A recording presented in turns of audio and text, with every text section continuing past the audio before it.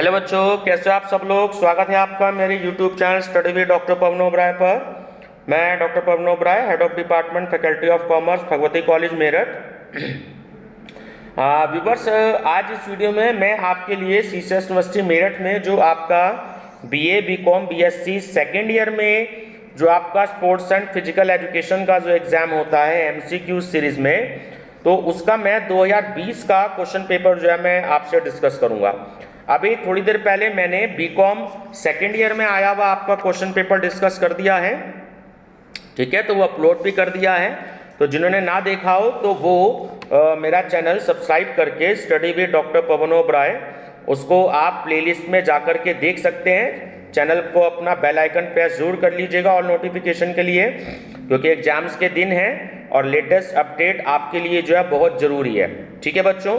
Market में मुझे पता है कि शायद आपको books available, model papers available नहीं हो पा रहे हैं, तो सबसे बेस्ट तरीका ये है कि मैं आपको प्रीवियस ईयर क्वेश्चन पेपर्स इससे सॉल्व करवा रहा हूँ। एक तो इसी में से तकरीबन क्वेश्चंस आपने अगर स्टडी करी हो तो बहुत ज़्यादा रिपीट होते हैं, और दूसरा जो है क्वेश्चन पेपर से आपको ये पैटर्न पता लग जाता है कि किस टाइप के क्वेश्चन जो हैं वो आपको आएंगे, ठीक है बच्चों। और ये सारे जो क्वेश्चंस होते हैं ये मैं अपनी प्लेलिस्ट में ऐड कर देता हूं, तो आप मेरी प्लेलिस्ट जरूर विजिट करिएगा, ठीक है। भारतीय संस्कृति एंड राष्ट्रीय गौरव की भी है, स्पोर्ट्स एंड फिजिकल एजुकेशन की भी है, एनवायरमेंटल स्टडीज़ की भी है, और आपकी जनरल अवेयरनेस की भी है, ठीक है। स्पोर्ट्स एंड फिजिकल एजुकेशन की मैंने एक ही प्लेलिस्ट में आपका first year, second year, third year के सभी पेपर्स मैंने इसलिए कर दिए क्योंकि क्वेश्चन ऐसा नहीं है कि सिलेबस अलग अलग है तो क्वेश्चन नहीं पूछे जाएंगे, क्योंकि स्पोर्ट्स एंड फिजिकल एजुकेशन में जनरल आपके जो हैं पेपर्स हैं तो सारे ईयर के बच्चे सारे ही वो क्वेश्चंस देख सकते हैं, ठीक है।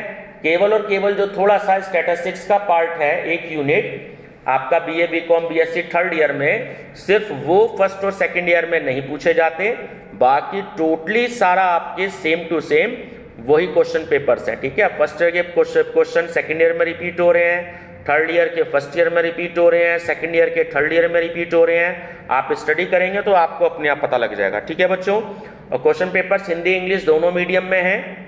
मैं अभी हिंदी में थोड़े से ज़्यादा सॉल्व करवा रहा हूँ, उसके बाद मैं इंग्लिश में भी डिस्कस करूँगा, और शायद मैं कल से आपकी लाइव क्लासेस भी लिया करूँगा। आपको मैं टाइम बता दिया करूँगा कि किस टाइम पे लाइव क्लासेस आपकी लूँगा मैं।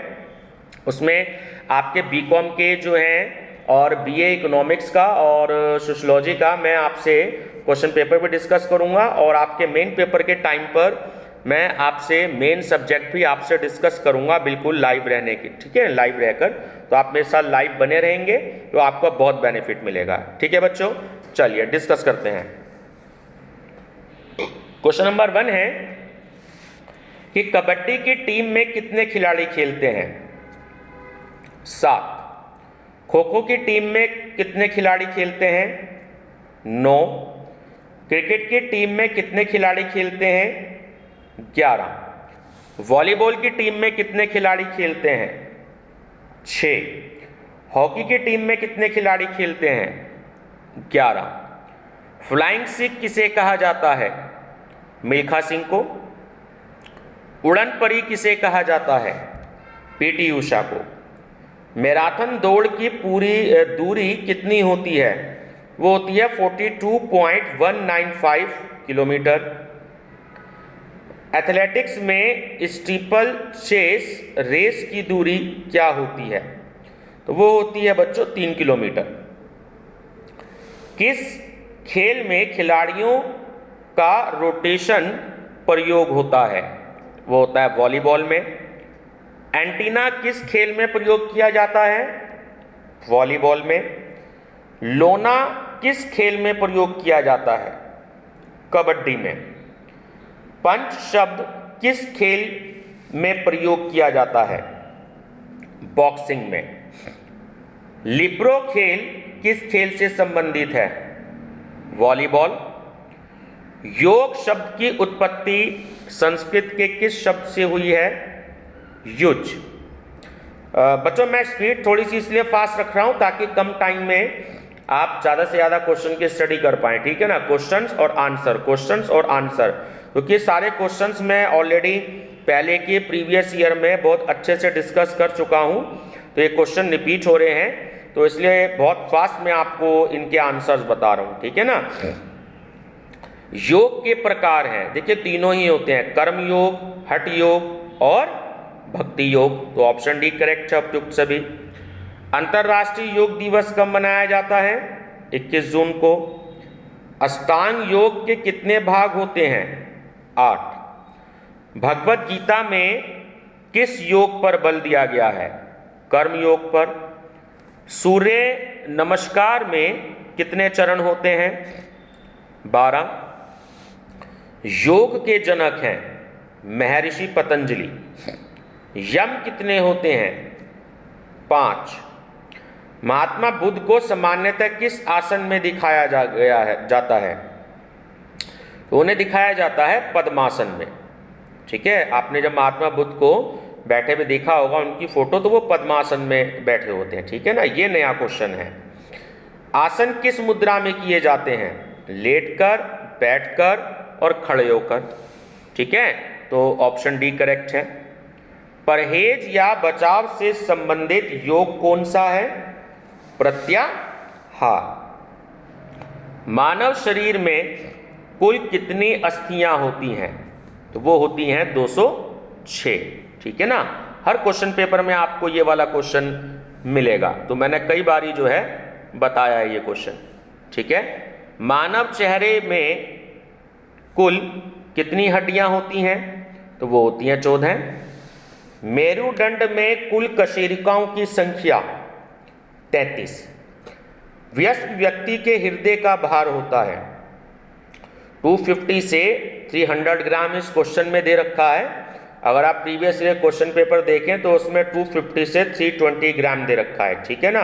बट हमें मेनली जो याद रखना है वो 250 याद रखना है, ठीक है। तो 250 से 300 ग्राम। दूध के दांत कितने होते हैं? 20। स्थायी दांत कितने होते हैं? 32। लाल रुधिर कण की, जिसे हम इंग्लिश में आरबीसी बोलते हैं ना, red blood cell, RBC short में, तो उसकी औसत आयु कितनी होती है? 120 दिन। रक्त के कार्य हैं, देखिए दोनों ही हैं, ए बी और बी बी, है ना, पोषक तत्वों को ले जाना और ऑक्सीजन की पूर्ति, तो ऑप्शन सी करेक्ट है, ए और बी दोनों। मानव रक्त में होता है, देखिए दोनों होता है, श्वेत रक्त कणिकाएं भी और लाल रक्त कणिकाएं भी, तो ऑप्शन सी करेक्ट है, ए और बी दोनों, ठीक है। हम श्वेत रक्त कणिकाओं को शॉर्ट में बोलते हैं WBC, ठीक है, white blood cells. Ball and socket संधि कहाँ होती है? कंधे में, है ना। जंघास्थि का नाम है, तो वो है उर्वास्थि। फुसफुस एक अंग है, किसका? श्वसन तंत्र का। एक सामान्य मानव शरीर में होती हैं 2 वृक्क। धमनियां रक्त ले जाती हैं हृदय से, शिराएं रक्त ले जाती हैं हृदय से। मानव संरचना से संबंधित ज्ञान को कहते हैं एनाटॉमी। रक्त का कार्य है, तो ये जितने भी देखो आपको ऑप्शन में दे रखे हैं ना, कि शरीर का तापमान नियमन, रक्त का थक्का बनाने में और रोगों से बचाव में, तो ये ऑप्शन डी करेक्ट है उपयुक्त सभी। मानव शरीर के अंगों की कार्य प्रणाली का अध्ययन किया जाता है, तो शरीर क्रिया विज्ञान में। ध्वनि लब एवं डब पाई जाती है, ये हृदय ध्वनि में पाई जाती है। फेफड़ों की जैव क्षमता का मापन किया जाता है, किससे? स्पाइरोमीटर से, ध्यान रखना, स्पाइरोमीटर से। भोजन का पाचन तंत्र कौन सा है? तो पाचन तंत्र, ठीक है, यानी भोजन का पाचन कौन सा तंत्र करता है? तो वो होता है पाचन तंत्र। गंध की पहचान कौन सा अंग करता है? नाक। मानव हृदय में कितने चैम्बर या कक्ष होते हैं? 4। मांसपेशियां कितने प्रकार की होती हैं? 3। एक स्वस्थ व्यक्ति 1 मिनट में हृदय की धड़कनों की कुल संख्या लगभग होती है, वो होती है 72। यानी कि एक स्वस्थ आदमी 1 मिनट में 72 बार सांस लेता है। ठीक है, चलिए, सॉरी गलत बोल गया, धड़कन जो है वो 1 मिनट में लगभग 72 बार धड़कती है। ठीक है, कभी कभी मिस्टेक हो जाती है, माफी चाहूंगा। अस्थि का अपने स्थान से खिसकना कहलाता है, तो वो होता है डिसलोकेशन। ठीक है, कौन सी मांसपेशी मानव के नियंत्रण में नहीं होती है? वो होती है अनैच्छिक मांसपेशियां। ठीक है, अनैच्छिक मांसपेशियां। रक्तस्राव रोकने के लिए दबाव दिया जाता है धमनियों में, तुरंत ऊर्जा प्रदान करता है। देखो बच्चों, इसमें थोड़ा सा मैं आपको बताना चाहूँगा कि इसमें तो यूनिवर्सिटी ने ऑप्शन ए दे रखा है ना, थोड़ा सा मुझे भी डाउट है ग्लूकोज ए में, लेकिन जो मैंने अभी आपको क्वेश्चन पिछले पेपर में करवाया है आपका 2020 का ही बीकॉम का, तो उसमें ही क्वेश्चन नंबर 93 है। ठीक है ना, उसमें तुरंत ऊर्जा का स्रोत दिया है एटीपी। ठीक है, तो दोनों में यूनिवर्सिटी के आंसर में ही डिफरेंस है। ठीक है ना, तो इसलिए वहाँ पर तो मैंने आपको एटीपी बताया और यहाँ पर आपको ग्लूकोज बता रहा हूँ, क्योंकि थोड़ा सा मेरे को डाउट है इसके बारे में कि एटीपी एक्यूरेट आंसर होता है या ग्लूकोज एक्यूरेट आंसर है, क्योंकि यूनिवर्सिटी ने दोनों ही ऑप्शन दे रखे हैं। उस पेपर में एटीपी है और इस पेपर में ग्लूकोज है। ठीक है, गतिहीन जोड़ माना जाता है, तो वो अचल जोड़ माना जाता है। शारीरिक स्वास्थ्य के घटक हैं, देखिए ताकत भी, सहनशीलता भी और लोचता भी, तो ऑप्शन डी करेक्ट है, उपयुक्त सभी। लचीलेपन को विकसित करने की सर्वोत्तम पद्धति है, तो स्लो स्ट्रेचिंग और होल्डिंग पद्धति। देखिए ये नया क्वेश्चन है ना, स्लो स्ट्रेचिंग और होल्डिंग पद्धति जो है वो लचीलेपन को विकसित करने की सर्वोत्तम पद्धति है। अच्छा स्वास्थ्य आवश्यक है, ये सामाजिक विकास हेतु, ये भी नया क्वेश्चन है। ठीक है, सर्किट ट्रेनिंग विकसित करने की प्रभावशाली पद्धति है, तो वो है आपकी शक्ति सहनशीलता। थकान के विरुद्ध प्रतिरोधक क्षमता कहलाती है सहनशीलता। प्राथमिक उपचार बॉक्स कहाँ पर रखा जाना चाहिए? देखिए जिम्नास्टिक में भी, फैक्ट्रियों में भी और खेल के मैदान में भी, तो ऑप्शन डी करेक्ट है, उपयुक्त सभी। प्राथमिक चिकित्सा बॉक्स में, यानी कि जो फर्स्ट एड बॉक्स होता है उसमें क्या नहीं होता? तो उसमें सिक्का नहीं होता है, कैंची भी होती है, तापनापी भी होती है और पट्टियां भी होती हैं। सहनशीलता के प्रकार हैं, देखिए तीनों ही हैं, एरोबिक भी है और एनारोबिक भी है। ठीक है, और गति सहन शक्ति भी है, तो ऑप्शन डी करेक्ट है, उपयुक्त सभी। फिजिकल फिटनेस का कौन सा तत्व नहीं है? कूदना।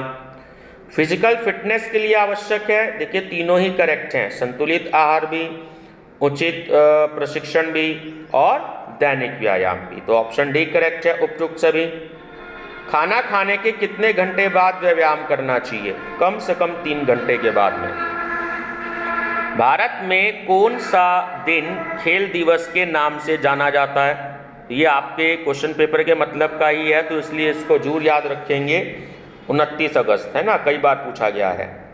उत्तर प्रदेश सरकार द्वारा दिया जाने वाला खेल पुरस्कार है, ये नया क्वेश्चन है, लक्ष्मण पुरस्कार। ठीक है, ध्यान रखना, उत्तर प्रदेश सरकार जो खेल पुरस्कार देती है उसे हम लक्ष्मण पुरस्कार कहते हैं। अर्जुन पुरस्कार किस श्रेष्ठता के लिए दिया जाता है? खेलकूद के लिए।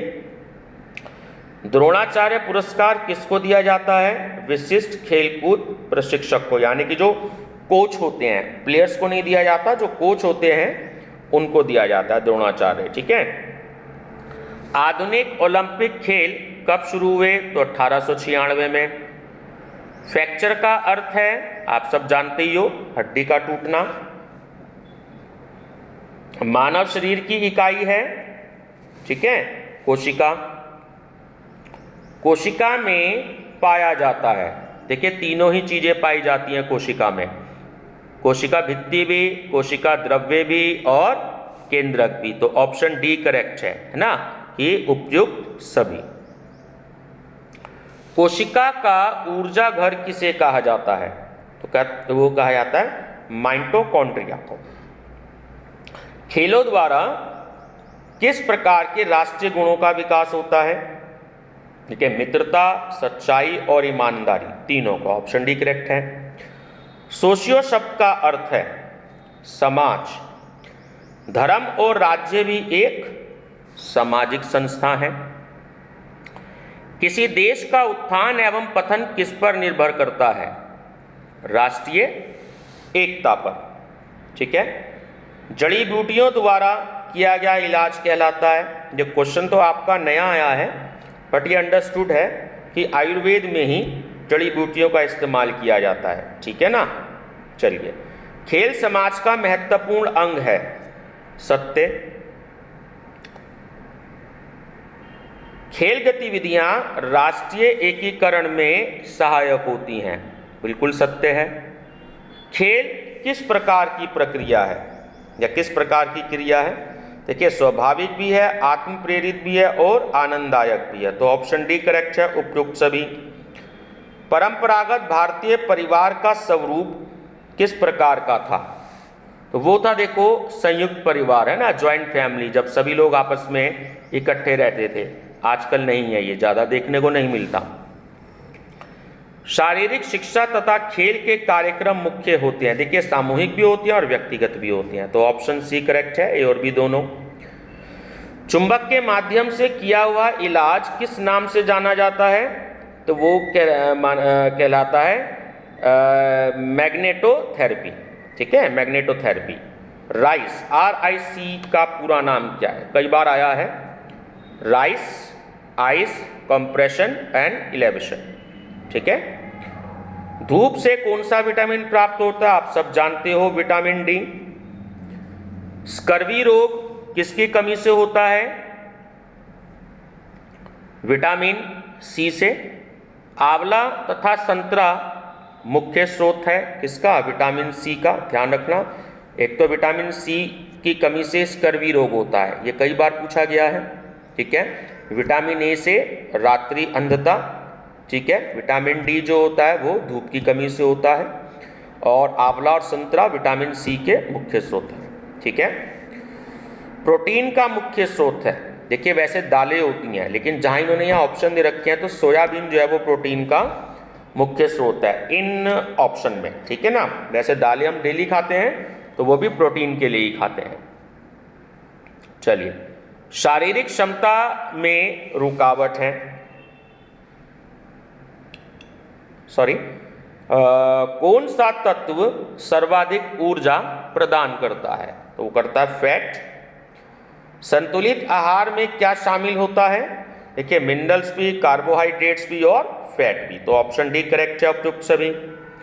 शारीरिक दक्षता में रुकावट है, चोट, थकान और वजन गिरना, ठीक है ना, तीनों ही है। तो ऑप्शन डी करेक्ट है, उपयुक्त सभी। निम्न में से कौन सी प्रथम सामाजिक इकाई है?